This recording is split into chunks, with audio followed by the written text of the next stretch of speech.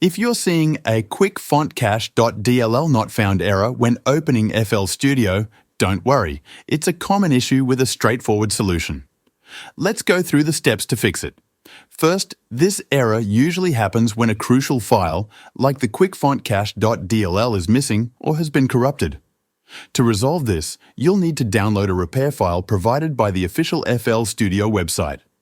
Make sure to avoid third-party websites, as they might not be trustworthy. If you're unsure where to find it, check the link in the video description, which will take you to the correct page. Once on the FL Studio website, locate the repair tool. It's typically available as an attachment or listed under Resources for fixing common issues. Click to download the file.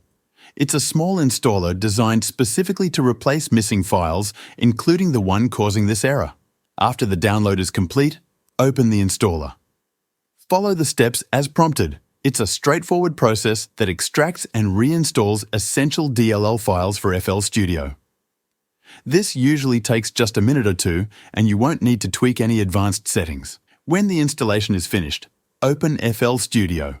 The error should no longer appear. If the issue persists, you can directly download the DLL file from the link given in the description. Once the zip file is downloaded, open it and head over to your FL Studio folder. Once here, you need to go to the folder labeled Shared.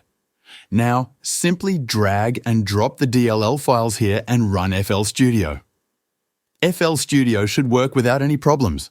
Hopefully, this solves the problem and gets you back to making music without any interruptions. Thanks for watching.